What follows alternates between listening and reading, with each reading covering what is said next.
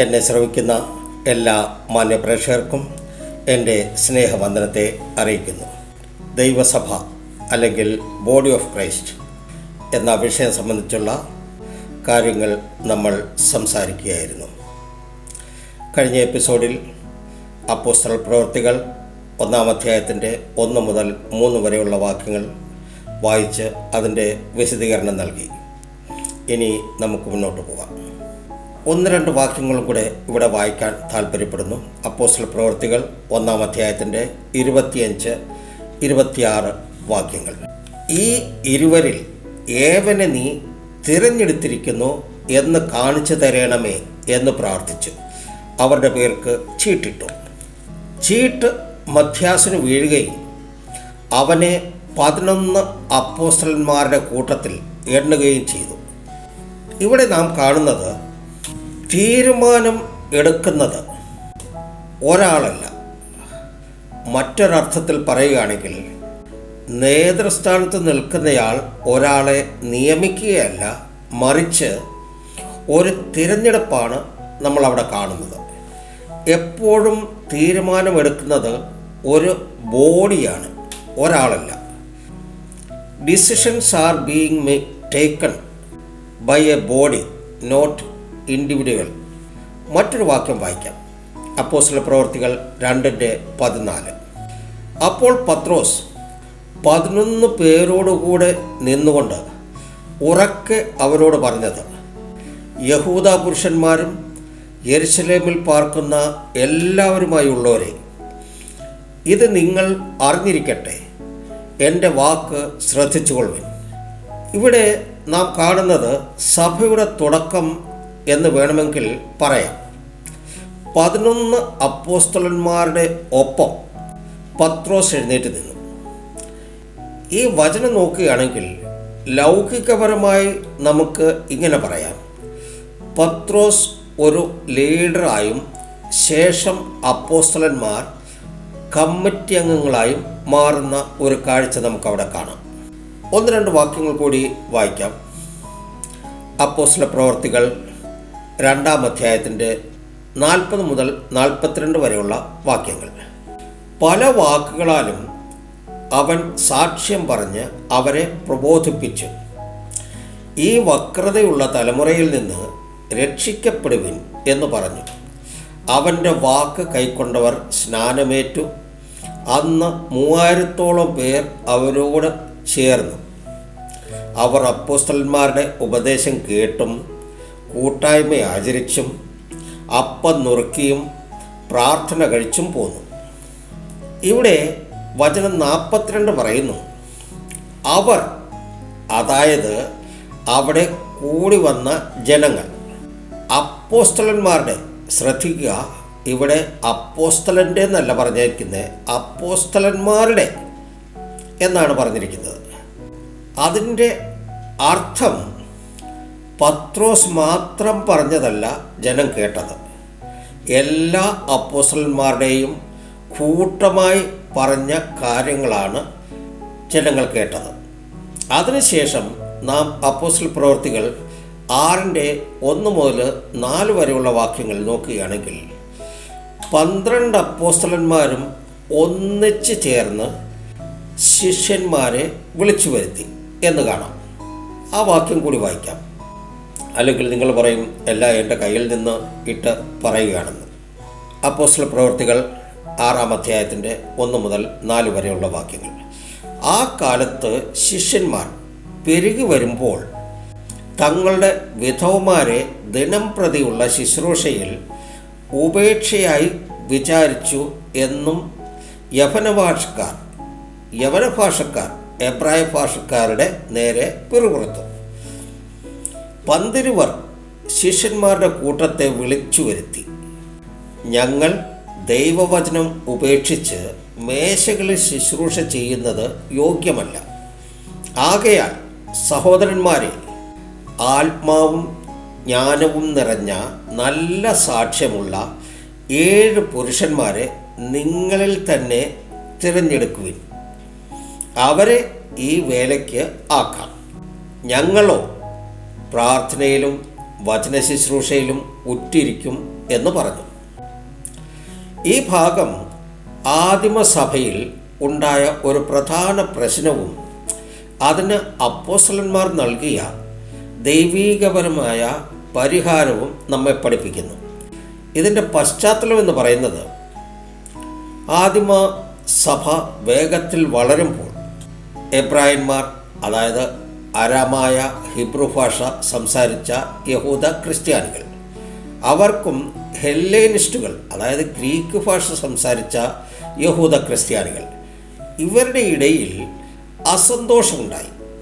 ദിവസേന നടക്കുന്ന സഹായ വിതരണത്തിൽ വിധവമാർക്ക് ഭക്ഷണവും സഹായവും നൽകുന്ന കാര്യത്തിൽ ഹെല്ലേനിസ്റ്റ് വിധവമാർ അവഗണിക്കപ്പെട്ടു എന്ന പരാതിയായിരുന്നു അത്. ഈ സംഭവത്തിൽ നിന്നും നാം പഠിക്കേണ്ട ഒരു പാഠമുണ്ട്. സഭ വളരുമ്പോൾ സംഘടനാത്മകമായ പ്രശ്നങ്ങളും മാനുഷ്യപരമായ പരിമിതികളും ഉണ്ടാകും. എന്നാൽ അവയെ ആത്മീകമായി കൈകാര്യം ചെയ്യണം. 12 പേരായ അപ്പോസ്തലന്മാർ, വിച്ച് മീൻസ് ദ ബോഡി, മുഴുവൻ ശിഷ്യന്മാരെയും വിളിച്ചു പറഞ്ഞു, ദൈവവചനത്തെ ഉപേക്ഷിച്ച് ഞങ്ങൾ മേശ സേവനത്തിൽ, അതായത് ഭൗതിക കാര്യങ്ങളിൽ മുഴുകുന്നത് ശരിയല്ല. അവർ സേവനം ചെറുതാക്കി കാണുന്നില്ല, പക്ഷേ തങ്ങളുടെ മുഖ്യ വിളിവഴി തിരിച്ചറിഞ്ഞിരിക്കുന്നു. ഇതിൽ നിന്ന് പാഠം പഠിക്കേണ്ടതെന്ന് ചോദിച്ചു കഴിഞ്ഞാൽ, ഓരോ ശുശ്രൂഷയ്ക്കും അതിൻ്റേതായ സ്ഥാനമുണ്ട്. എന്നാൽ ദൈവം ഏൽപ്പിച്ച പ്രധാന വിളിവഴി ഉപേക്ഷിക്കരുത്. ഇതിൻ്റെ പരിഹാരമാർഗമായി പറഞ്ഞത്, സഭയിൽ നിന്ന് ആത്മാവിലും ജ്ഞാനത്തിലും നിറഞ്ഞ നല്ല സാക്ഷ്യമുള്ള 7 പുരുഷന്മാരെ തിരഞ്ഞെടുക്കാൻ അവർ നിർദ്ദേശിച്ചു. ഈ ഉത്തരവാദിത്തം അവർക്ക് ഏൽപ്പിക്കാമെന്ന് പറഞ്ഞു. നമ്മൾ പഠിക്കേണ്ട പാഠം, സഭയിലെ സേവനങ്ങൾക്ക് ആത്മീയ യോഗ്യത ആവശ്യമാണ്. നേതൃത്വത്തിൽ പങ്കുവയ്ക്കൽ, അതായത് ഡെലിഗേഷൻ, ദൈവിക ജ്ഞാനത്തിൻ്റെ ഭാഗമാണ്. അപ്പോസ്തലന്മാർ പറയുന്നു, ഞങ്ങൾ പ്രാർത്ഥനയിലും വചന ശുശ്രൂഷയിലും സ്ഥിരതയോടെ തുടരും. ഇത് സഭയുടെ ആത്മീയ ശക്തി എവിടെ നിന്നാണ് വരുന്നത് എന്ന് വ്യക്തമാക്കുന്നു. പ്രാർത്ഥനയും ദൈവവചനവും സഭയുടെ ഹൃദയമാണ്. ആത്മീയ നേതൃത്വം ഈ 2 കാര്യങ്ങളിൽ ഉറച്ചു നിൽക്കണം. അപ്പോസ്തല പ്രവർത്തികൾ 6:1 മുതൽ 4 വരെ നമ്മൾ വായിക്കുമ്പോൾ നമ്മെ പഠിപ്പിക്കുന്നത്, സഭയിൽ പ്രശ്നങ്ങൾ വരാം, പക്ഷേ അവ വിഭജനത്തിലേക്കല്ല, ക്രമത്തിലേക്ക് നയിക്കണം. ദൈവവചനത്തിനും പ്രാർത്ഥനയ്ക്കും മുൻഗണന നൽകുന്ന സഭ ആത്മീയമായി വളരും. ഓരോ വിശ്വാസിയും തൻ്റെ വിളിവഴി തിരിച്ചറിഞ്ഞ് സേവിക്കുമ്പോൾ സഭ ശക്തമാകും. ഇതിന് ശേഷമുള്ള വാക്യങ്ങളിൽ, അതായത് വചനം 7, ദൈവവചനം പരന്നു എന്ന് എഴുതപ്പെട്ടിരിക്കുന്നു. ഇത് ശരിയായ ക്രമത്തിൻ്റെ ഫലമാണ്. കുറച്ച് വചനങ്ങൾ ഇവിടെ വായിക്കുന്നു. അപ്പോസ്തല പ്രവർത്തികൾ 8-ാം അധ്യായത്തിൻ്റെ 14 മുതൽ 17 വരെയുള്ള വാക്യങ്ങൾ.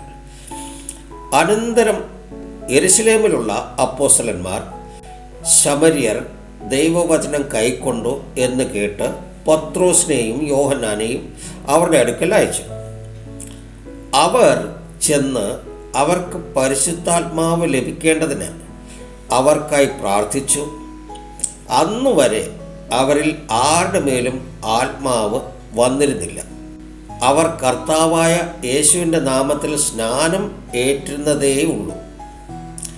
അവർ അവരുടെ മേൽ കൈവച്ചപ്പോൾ അവർക്ക് പരിശുദ്ധാത്മാവ് ലഭിച്ചു. അപ്പോസ്തല പ്രവർത്തികൾ 14:23 പറയുന്നു, അവർ സഭതോറും അവർക്ക് മൂപ്പന്മാരെ നിയമിക്കുകയും ഉപവസിച്ചും പ്രാർത്ഥിച്ചും കൊണ്ട് തങ്ങൾ വിശ്വസിച്ച കർത്താവിങ്കൽ അവരെ പരമേൽപ്പിക്കുകയും ചെയ്തു. അപ്പോസ്തല പ്രവൃത്തികൾ 15:1-2 വാക്യങ്ങൾ നോക്കുകയാണെങ്കിൽ, യഹൂദ്യയിൽ നിന്ന് ചിലർ വന്നു, നിങ്ങൾ മോശെ കൽപ്പിച്ച ആചാരമനുസരിച്ച് പരിച്ഛേദന ഏൽക്കാഞ്ഞാൽ രക്ഷ പ്രാപിപ്പാൻ കഴിയില്ല എന്ന് സഹോദരന്മാരെ ഉപദേശിച്ചു. പൗലോസിനും ബർന്നബാസിനും അവരുടെ അല്പമല്ലാത്ത വാദവും തർക്കവും ഉണ്ടായിട്ട് പൗലോസും ബർന്നബാസും അവരിൽ മറ്റു ചിലരും ഈ തർക്കസംഗതിയെപ്പറ്റി യെരുശലേമിൽ അപ്പോസ്തലന്മാരുടെയും മൂപ്പന്മാരുടെയും അടുക്കൽ പോകണം എന്ന് നിശ്ചയിച്ചു. അപ്പോസ്തല പ്രവർത്തികൾ 15:6 ഈ സംഗതിയെക്കുറിച്ച് വിചാരിപ്പാൻ അപ്പോസ്തലന്മാരും മൂപ്പന്മാരും വന്നുകൂടി.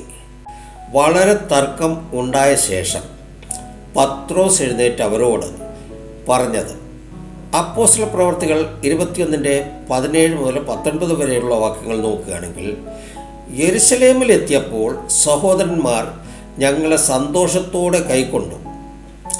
പിറ്റെന്ന് പൗലോസും ഞങ്ങളും യാക്കോബിൻ്റെ അടുക്കൽ പോയി. മൂപ്പന്മാരും എല്ലാം അവിടെ വന്നുകൂടി. അവൻ അവരെ വന്ദനം ചെയ്ത് തൻ്റെ ശുശ്രൂഷയാൽ ദൈവം ജാതികളുടെ ഇടയിൽ ചെയ്യിച്ചത് ഓരോന്നായി വിവരിച്ചു പറഞ്ഞു. ഈ വായിച്ച വാക്യങ്ങളുടെ വിശദീകരണം അടുത്ത എപ്പിസോഡിൽ തരുന്നതായിരിക്കാം. ഇപ്പോൾ ഈ എപ്പിസോഡ് ഇവിടെ നിർത്തുന്നു.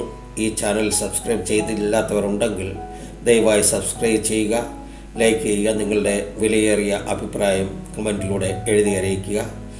അടുത്ത എപ്പിസോഡിൽ കാണും വരെ നിങ്ങൾക്ക് ഏവർക്കും നന്ദി, നമസ്കാരം.